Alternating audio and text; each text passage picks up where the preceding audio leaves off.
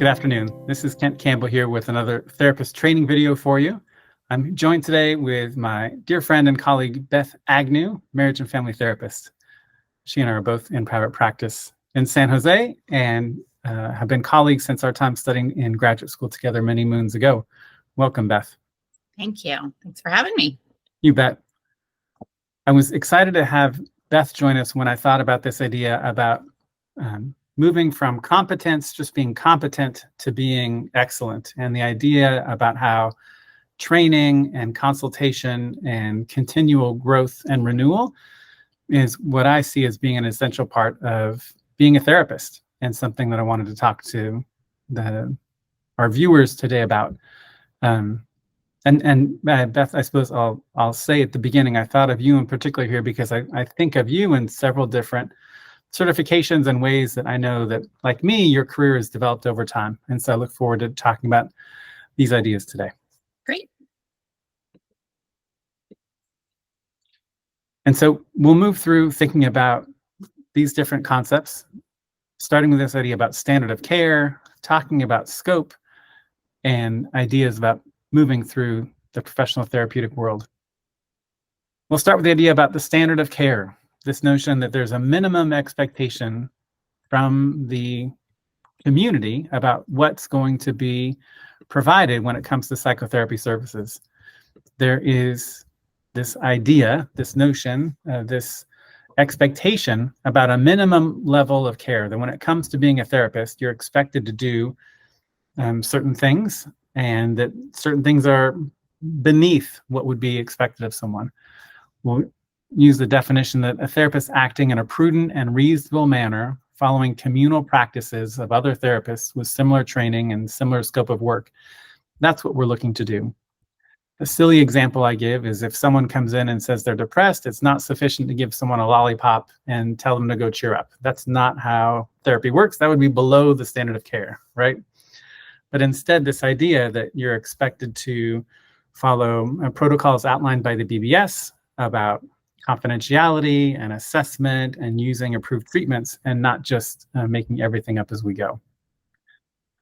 Fair enough. The good thing about this is that it guarantees the public that there is going to be a certain level of professionalism that's expected. And so the idea about having a standard of care being a norm is that people who are going to be receiving counseling services know that they can expect a certain degree of professionalism and competence. The other part is that it means that for a therapist, they can not expect to be in trouble or accused of wrongdoing, because what they're doing is what most folks do. It doesn't mean that every therapist has to be exceptional and only the best ever, but it means we need to be good enough and doing things that are appropriate for most therapists. We don't have to be perfect. We're allowed to make mistakes, but this idea that there is safety from being accused of wrongdoing, malfeasance, if you, the therapist, are doing a pretty good job. And to me, this speaks to the importance of therapists being in dialogue with one another, therapists being in therapy and knowing what to expect, therapists being kept abreast about trends in the profession and changes in the law so that we can more or less do what everybody else is doing. Yeah. I think one thing I like about this, Beth, is that what it means is when we're sharing office space together and practicing with colleagues, we get to see what's happening, and we get to cheer each other on and right. See how things progress, right? Right. We can check in about different sort of developments that we're hearing. Exactly. This last year, there was a lot of that having to do with COVID precautions and things like that, mask mandates and such, right? Yeah. Do you want to talk a little bit about what scope of practice means? Sure. So the scope of practice here in California is for MFTs to be treating relationship issues. And so that can be relationship between anyone and mental disorders. So those are the things that are outlined in the DSM. And so if you are an MFT, you have gone through the schooling, you have done the licensure work, and you are allowed to treat relationship issues and mental health disorders. Exactly. And to me, I remember someone saying to me that humans are inherently connected with other people, and that theoretically there could be a hermit who wasn't connected to any other living being. But except in that circumstance, what that means is when it comes to how people connect and relate and respond to each other, falls into our scope of practice. Right.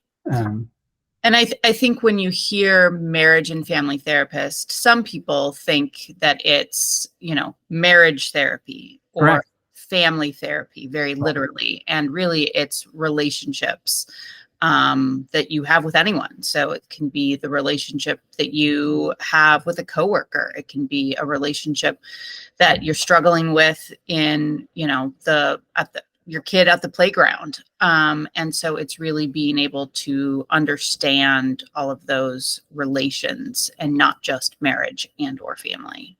Exactly. It does a bit of disservice to the public that the name is structured this way, and to change it would be rather difficult. Right. I had a person ask me this week if there was a way that the scope of practice could be expanded. And the only thing I could think of is if there was something about human beings relating to something else that might expand the scope of practice. So if my AI and I are having a difficulty, that maybe my therapist, my scope of practice could expand to include treating artificial intelligence. But besides that, I'm going to need some more training in that. Exactly. And training is how we get to this idea about competence, and this idea about what am I skilled enough to be able to do. So within this circle of the scope of practice, this great big vast area, there are 1,000 pages worth of mental disorders. There are probably that many different modalities, different types of treatment. Cognitive behavioral therapy, psychodynamic approaches, equine therapy, EMDR, brain spotting, all these different ways that humans and researchers, both of them, have come up with this idea about how to treat disorders of mental well-being and how to help people in relationships. And so the notion is that each of us in our training needs to develop our own scope of competency, what we're skilled enough to do. The definition might be it's what our training allows a therapist to do to treat certain issues or use certain techniques. And to me, there's freedom in that I only need to be competent in what I choose to be competent in. I don't have to know everything. and there's some freedom in that for me, that I don't have to learn how to treat trichotillomania if I don't want to. I can, and I could expand my scope of competence to be able to do something new, but I don't have to necessarily be able to treat everything. And to me, there's this notion that a good clinician, just like a good human being, is going to learn more as time goes by, that formal training, informal ways of learning, and even a therapist's own personal experience lead us to become more skilled in treating different areas over time. For me, it makes me think about how when I initially started off, I was working as a child therapist for the most part. I'd been a patient and had been a student. And when I was starting off, there were opportunities to get training and learning in schools. And so I got to learn a lot about how to do therapy with children. And my scope of competence was rather narrow when I was an early clinician. But it worked out really well because I got to do the work that I enjoyed. I think the way that kids are shaped impacts the way we function as adults. And so I think that I learned a lot about how therapy is helpful and how families work. And from that piece, I got to work more with parents and coaching them even before I was a parent myself, that my competency expanded such that I was able to do that part of it. And then I suppose the longer answer there is that as I grew up, I became more interested and more competent in doing different things, right? Time went by and I was in private practice, and I had folks reach out to me for individual treatment. They didn't necessarily know that I was most skilled working with kids, but they trusted me enough and they were pleased enough, and I was able to expand my scope of competence to work with different disorders that adults come in with. And as I grew up and got married and have kids, I was able to take on this idea about working with couples because I found that that was something I'd had enough personal experience with, was able to go get formal training with the Gottmans initially, and then the Couples Institute. And working with couples is now something I really enjoy, right? So it's the way that that journey kind of flows. I wonder, would you mind saying a little bit about how you describe your journey that way? Yeah.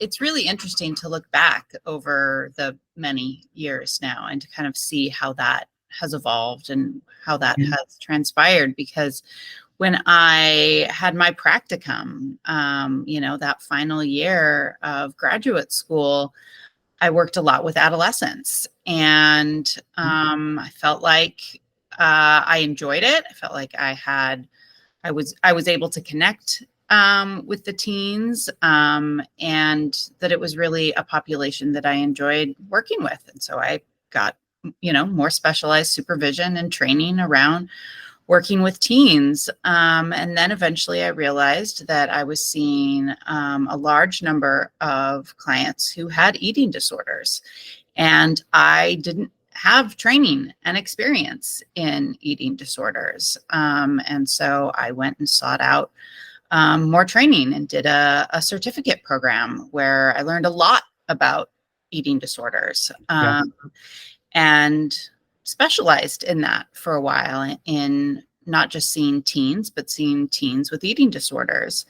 And then through that, I really started to see the interplay of anxiety and eating disorders. And there's a lot of clients that experience different periods of anxiety or anxiety disorders. And so started getting more training in anxiety work with cognitive behavioral therapy and exposure and response prevention. And then as I continued to age gracefully, and had my own children and had friends experience issues with having perinatal mood disorders, that's also part of anxiety. And so got trained and took an additional certification in perinatal mood disorders. And so I couldn't have guessed that this would be the journey that I would go on 20 years ago. But when I see how it unfolded and it connects, it makes sense to me. And so now I really just say I specialize in anxiety, in that there's so many areas where that can go. And then more recently, I have been learning more about neurodivergence and ADHD and getting more training in that area. I'm not quite ready to call myself really competent in that area, but I definitely know more than I knew 5-10 years ago. And I could see that maybe 10 years from now, it is something that is definitely within my scope of competence. So yeah, and I think it also allows you as a therapist to feel more confident. I always think competence and confidence go hand in hand, because the more training that you get, the informal learning, the consultation, and then just the hours of experience with the subset of populations really can increase your confidence in how to support those individuals. Exactly. It's, that's super helpful and fun for me to hear you tell your story that way. It reminds me also that there are times when, as a therapist, I can learn about something and I can choose not to specialize in that right now, right? When my kids were this age, I'm not going to see patients at that same age because I didn't want to mix up what I was happening to do as a father with what I was doing as a therapist, right? And I can choose what I like or don't like in my position where I am right now. Sometimes people don't have as much choice that way, but you know what? One of those spots was I had a perpetrator come into my office, and I was working with someone who had hurt other people, and it took some specialized consultation on my part to be able to work with that person. And then they had to spend some time in prison. But I decided that was not a group that I wanted to, that was Right. not an issue that I wanted to focus my efforts into being more part of, because that didn't speak to me. And Right. so part of it's knowing ourselves and deciding where to Right. go. Yeah. Yep. And so, Beth, I was thinking about this question with our time today, and that is, so what comes first, the chicken or the egg? What comes first, competence or my first client? And how do I have competence if I've never had a client before? And maybe think back to training days. You made reference to practicum. Yeah. And initially, and I'm exaggerating a little bit, and I use humor too often, but my point is that it's very challenging to get started for some of us as clinicians without experience. And I think that's why having a full life with your own therapy and your own ups and downs and your own studies and book reading and things like that, that provides competence also. Yes. But that it's difficult to be able to be super competent at the beginning when we're just getting started, right? Right. Right. I mean, there was a lot of reflective listening early on. Yes. Yes. And that's obviously still a skill that is used. Okay. But I think, very early on, that was one of the few things that I felt competent in. And so that was probably where I landed for a bit until, I probably got supervision that suggested a few interventions, and I tried a few interventions and they worked. And so then you try them again. Yep. And then you attend a training and they present, a certain aspect that really resonates with the client that you currently have. And so you give it a try and, oh my goodness, this works, right? And so it's almost like your toolkit begins to expand, but it can't fully expand until you're actually doing the work also, because otherwise it's just theoretical and in your head. Exactly. And I would add to that, to me, another part is I think that a therapist is able to lead clients most effectively in places where they have been before, as far as internal development. I don't think I need to have experienced the exact trauma to be able to assist someone who's going through a certain situation. Right. But if my experience is I need to work on my own boundaries and relatedness before I can help someone else really get through that part so that I understand it deeply, right? Yeah. I was going to tell this story also about how I distinctly remember when my first couples client called me, and this gentleman reached out and asked me if he could come in for couples counseling. And I had to think for a minute because I had never scheduled a couples appointment before. Yeah. But I had I'd done our work in school, had taken advanced training, had done my reading about couples work. I think I'd had my own couples therapy by then. I felt confident enough to be able to take that leap, to schedule them and talk about it. To be truly ethical, I suppose part of informed consent might have needed to include me saying, I'm not an expert. In fact, I bet I did say, I'm not an expert in couples therapy, but let's see how this goes. Yeah. And went from there. And it ended up working out really, really well. We worked together for a number of years in different iterations, and it encouraged me to go and get Gottman training and to do more reading. I already said, and then do Couples Institute, right? That there are, it pushed me, but it took that client for me to feel like I had the experience to be able to really understand how it works. Right. No, I think that's a really good point of disclosing or saying, I'm not an expert in this area. Mm-hmm. And I'm confident in saying that now. If I get a call for someone who's looking to get some support and some treatment options for bipolar, and I will clearly state, I'm actually not the best fit for you for that, because that is not something that I am an expert on. I don't have a lot of experience even working with clients in that area. Right. But when I was first starting out, I think it was a little more nuanced. It was like, okay, well, this might not have been something specific that I've really worked on with someone before, but I'm here to support you, be with you walk through this with you. And if at any point in time it feels like that's not working for you, then we'll find another option for you. Exactly. But that, I'm showing up as that supportive, caring, safe space and person for you. So Exactly. Starting with our humanistic Carl Rogers spot and moving forward. I remember being asked the question as a younger person in particular, are you married? Have you had kids before? Yep. Are you licensed? How long have you been doing this? Have you worked with someone in my situation before, right? Yep. That those are questions that clients come in wanting to know. And to me, the answer that they're seeking is, are you, Kent Campbell, going to be able to be sufficient to help me with what I'm looking for? And getting at that, the heart of that question mattered a lot to me. Yeah. And so we've already talked a little bit about different ways that we've expanded our scope of competence, and some of our colleagues. I was thinking about eating disorders and couples. There are sometimes when you're a therapist meeting with a client, you don't really know all the issues right? Correct.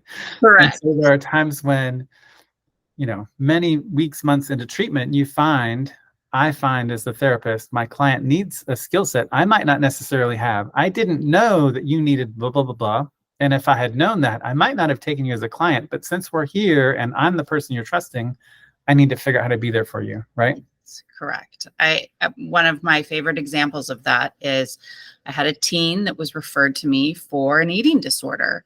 And that's what the parents said. And I met with the teen who presented with a lot of the hallmarks of an eating disorder. And so that's kind of where we were off and running, and soon discovered that was not actually what was going on. And in fact, that the client had a severe nicotine addiction that was suppressing appetite, was causing the anxiety. Oh my gosh. And so working from an eating disorder point of view was not going to help. What we really needed to look at was looking at things from an addiction model. Right. And that's not an area of expertise I have. I have knowledge of that area as being an MFT in the field for 20 years, but that's not my specialty. Right. But yeah, so you're never quite certain. Correct. What you're going to end up needing extra support with. And so, in that circumstance, I did a lot of reading. I reached out to other professionals to really find out, okay, this is what I know about this, is, how do I incorporate these things? We had to get doctors involved and all of that sort of stuff. And may I ask, in that case, you kept that client for time afterwards and saw them through part of that process, even though that was outside of your scope of competence at the moment that the issue was brought up. Yes. And I think that totally illustrates this idea that if we are flexible and adaptive and curious and looking to be real with what the client's presenting, that we can look to be helpful, that there's something innately healing about the therapeutic relationship if we're able to be connected, right? And I think that looking back on it, the client needed to be connected enough to me to even be able to disclose it's actually not an eating disorder. That's right. Because that was kind of an quote easy way for her to continue, was to say, I have an eating disorder. But to get to the point to actually say it's not an eating disorder, and this is actually the behaviors that I'm engaging in. And, she needed to feel safe and trusted to be able to get to that point. So, yeah. So, referring her then to an addiction specialist wasn't really an option, as we had already set all that groundwork and laid the foundation of our relationship. Exactly. Establish that relationship where the trust is the most important thing. And for you to turn her to someone else at that point you didn't think would be beneficial for the client. Right. Yep. I added onto the list here different ways that I've learned and grown over time to learn how to work deeply with clients and see people multiple times per week was something that took extra training and work on my part. Teaching mindfulness techniques was something new. You made reference to the idea about collaborating with other professionals. Yep. I don't think that's something we necessarily know how to do early in the process, but it's really important and something that we learn as we go. And premarital counseling, did you end up taking courses in that also? I did. Yeah.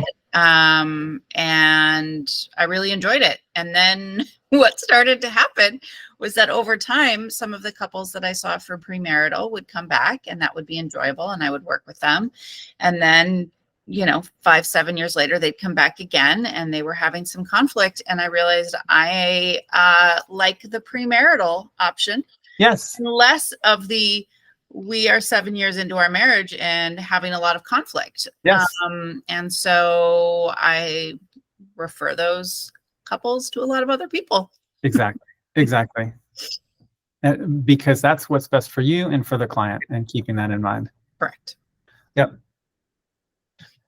And so then this idea about clinical consultation, this notion that part of our work as therapists is to not be in our isolated offices, but rather to reach out and connect. And as I suppose I should say first, when consulting with other people, therapists prioritize keeping a client's identity confidential. So if I were to talk with you about one of my clients who was dealing with issues of anxiety, I would be careful to not say anything that would reveal the identity of the person. I would change their name. I might change the kind of work that they're in. I can change details so I'm not disclosing who they are.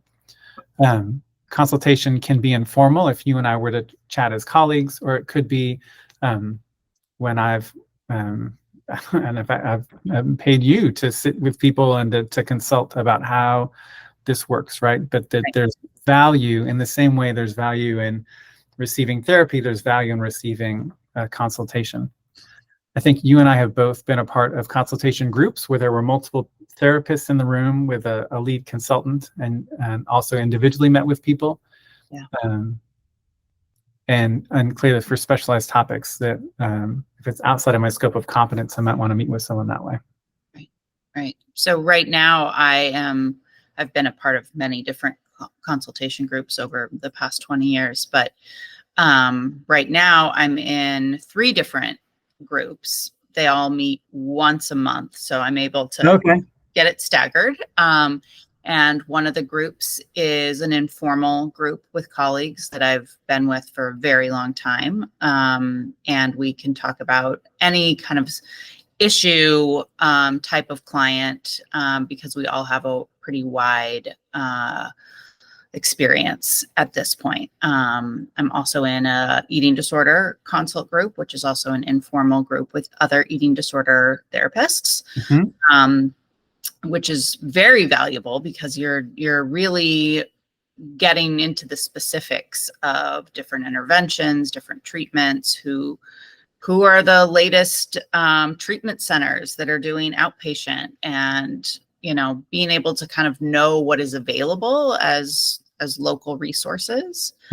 And then the third group is a paid consultancy for exposure and response prevention. So to really learn from experts how to become more of an expert in exposure and learning techniques. And all 3 of them are very, very valuable to me. And I really appreciate that I've found kind of the correct mix for me of where I am right now to meet those needs. So very well said.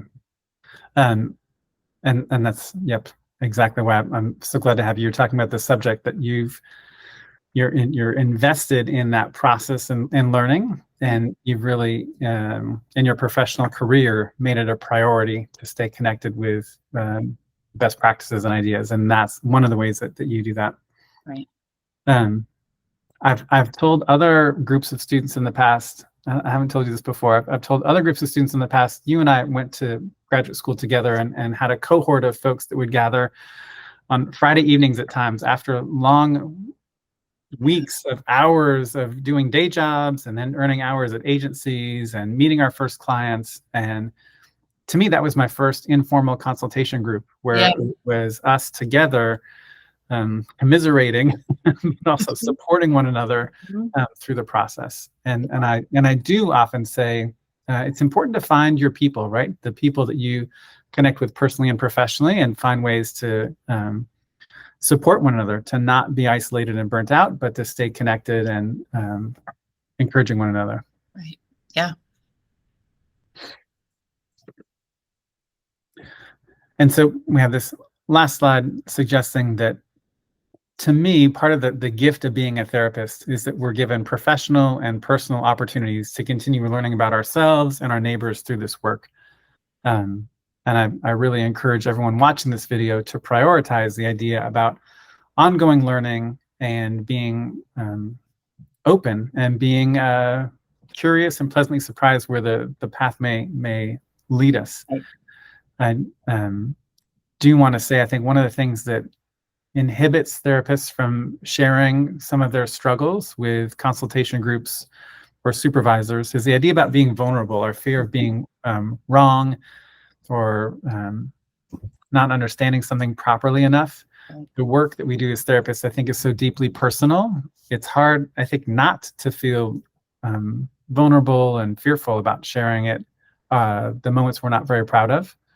And yet, having a safe place to talk about that, I think, is one of the best ways to improve, right? Right. And then what you can learn from that and get people's feedback from that, from trusted colleagues' feedback on that, can really be helpful to, moving forward.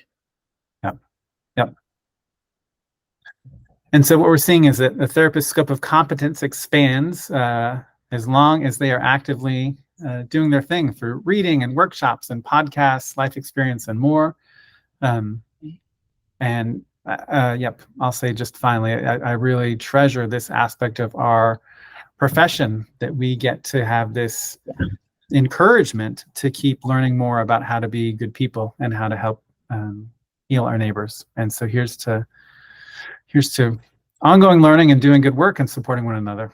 Yeah. The continuing education is required, but to actually be able to utilize that and integrate it and really embrace it and say, okay, what am I going to work on to be better at, or what's something that I'm interested in and I know a little bit about, but I should learn more about this. Sounds like an interesting approach or an interesting population, and really using that opportunity, I think, is really important. Exactly. Well, Beth, thank you so much for your time. For our viewers, thank you very much for watching. We wish you well. Here's to keeping on learning, and we'll see you next time. Bye.